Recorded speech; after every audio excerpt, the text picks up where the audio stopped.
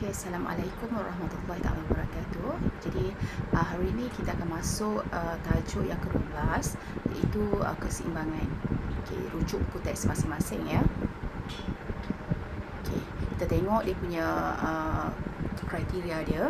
Okay, yang pertama, selepas awak belajar tajuk ni, murid akan dapat memahami apa itu prinsip imbangan. Okay, yang kedua, mengeksplorasi dan mengaplikasi prinsip imbangan bagi mengukuhkan pemahaman terhadap bahasa seni visual. Okay, yang ketiga, menzahirkan idea dan konsep melalui pelbagai sumber dan teknologi dalam penjanaan tugas. Dan yang terakhir, menghayati hasil karya seni visual. Okay, itu kita punya objektif untuk hari ni lah. Kita akan memahami apa itu yang dikatakan dengan prinsip imbangan. Okey, kita tengok bahagian persepsi seni terlebih dahulu. Okey, dia punya standard pembelajaran dia kat situ. Selepas awak belajar untuk bahagian persepsi seni ni, awak akan tahu definisi imbangan, awak akan tahu ciri-ciri imbangan pada alam semula jadi, objek buatan manusia dan juga karya seni visual. Dan yang ketiga, awak akan dapat tahu tentang fungsi dan juga teknik imbangan, prinsip imbangan. Okey, kita tengok yang pertama dulu, definisi imbangan. Okey, dia punya definisi ataupun maksud imbangan ialah kesamaan dan kesepadanan dari segi berat, kedudukan dan tumpuan.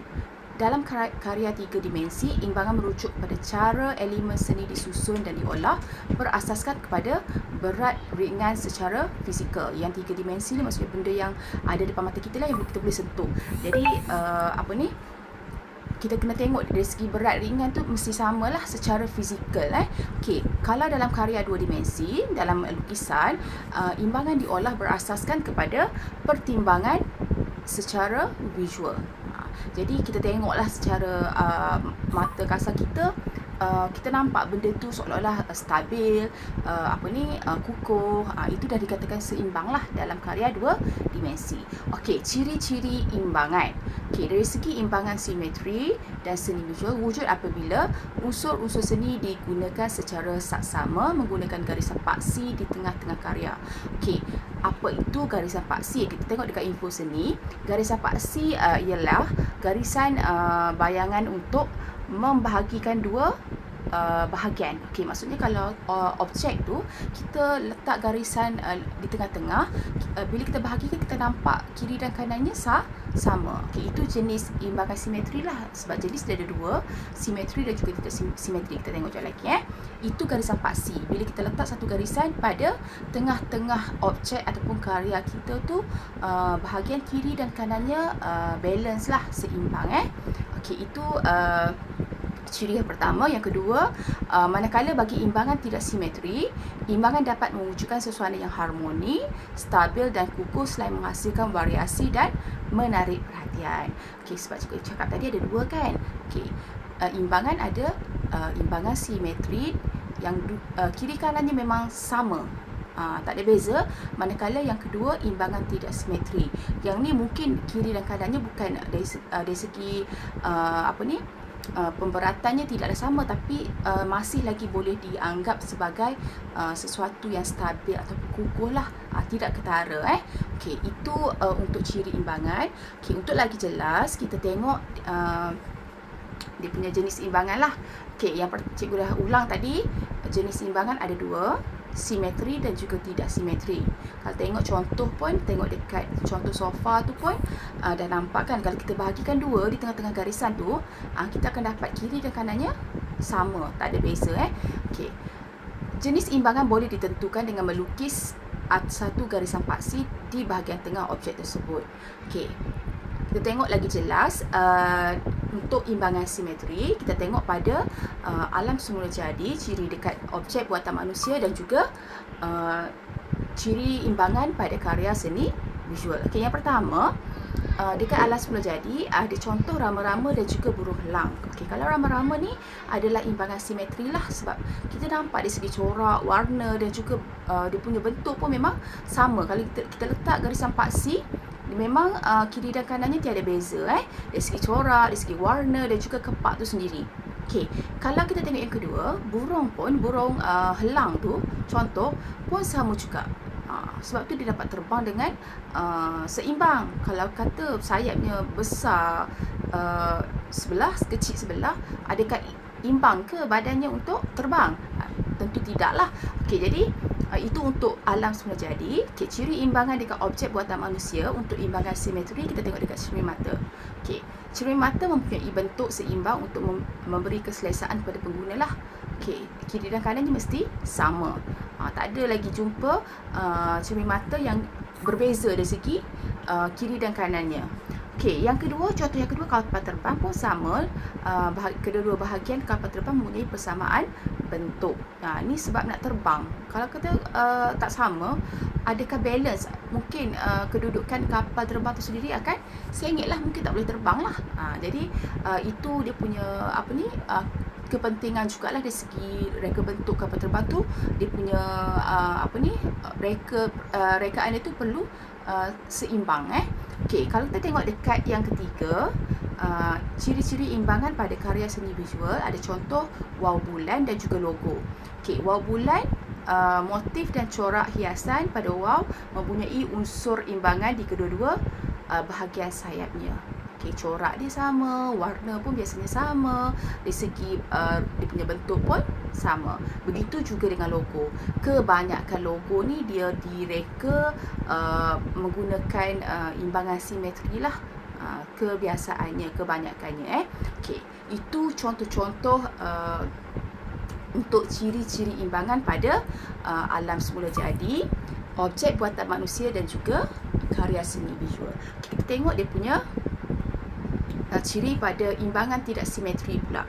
Okey, sama juga. Okey, dekat alam semula jadi ada contoh pokok kan. Okey, kalau tengok kat situ, dari segi kalau kita letak garisan paksi kiri dan kanannya tak sama.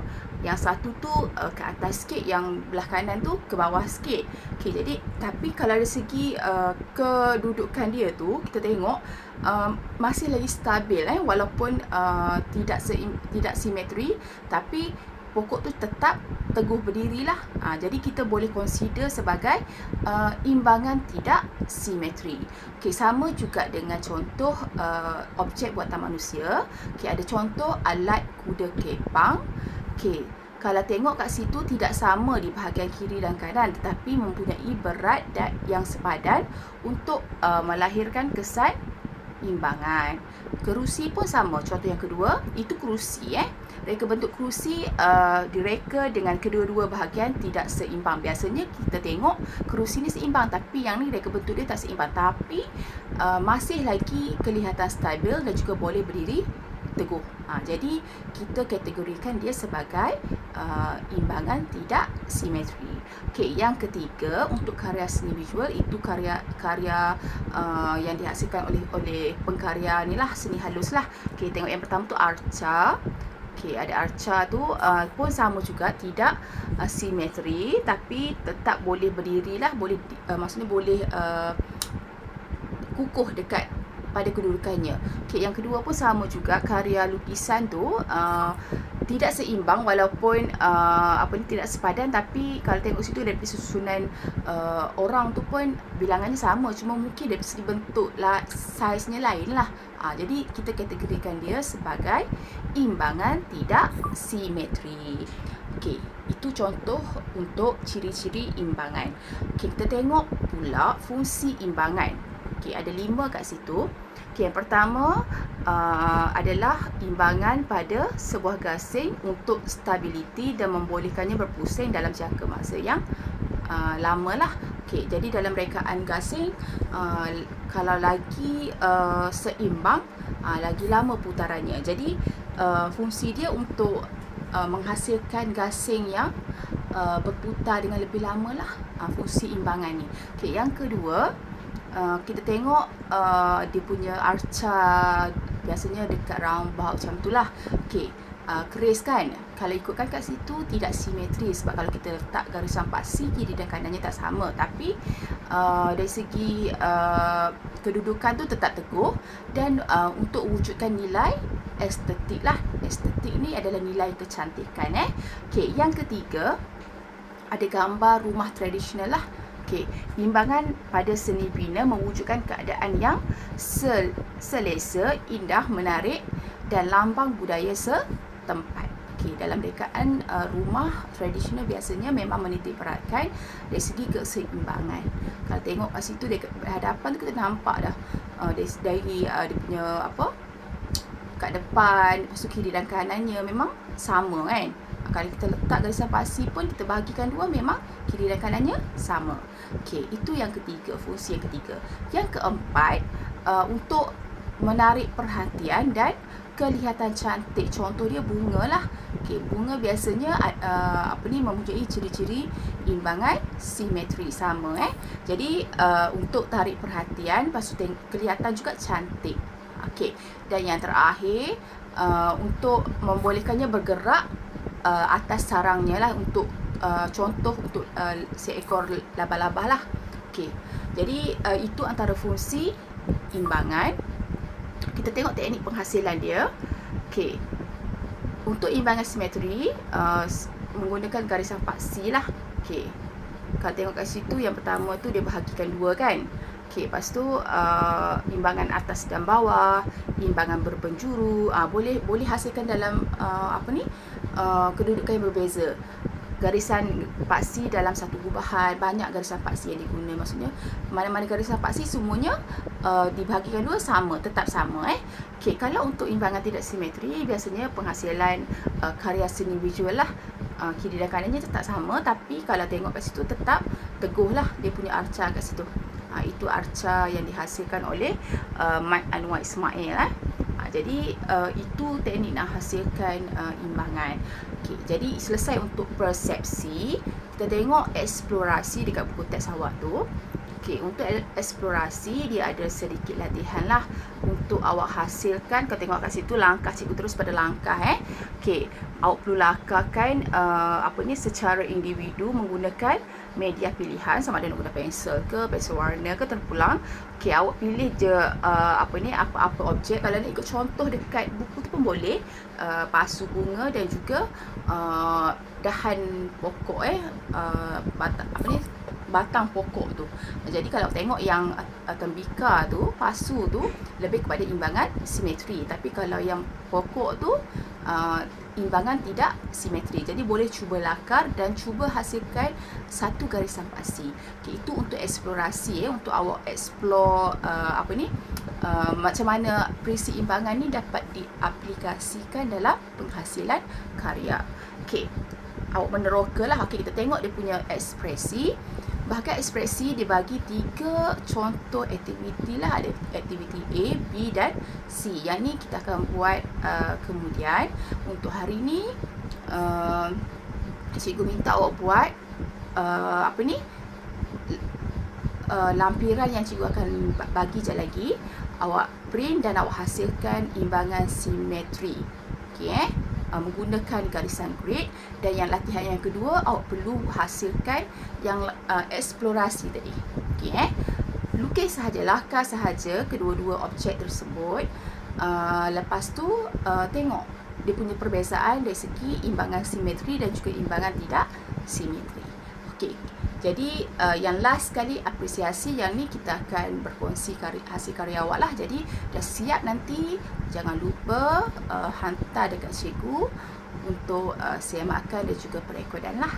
Okey, jadi ini tak ada call the reminder saja. Okey, terima kasih. Itu sahaja untuk hari ini. Kita jumpa lagi minggu hadapan. Assalamualaikum.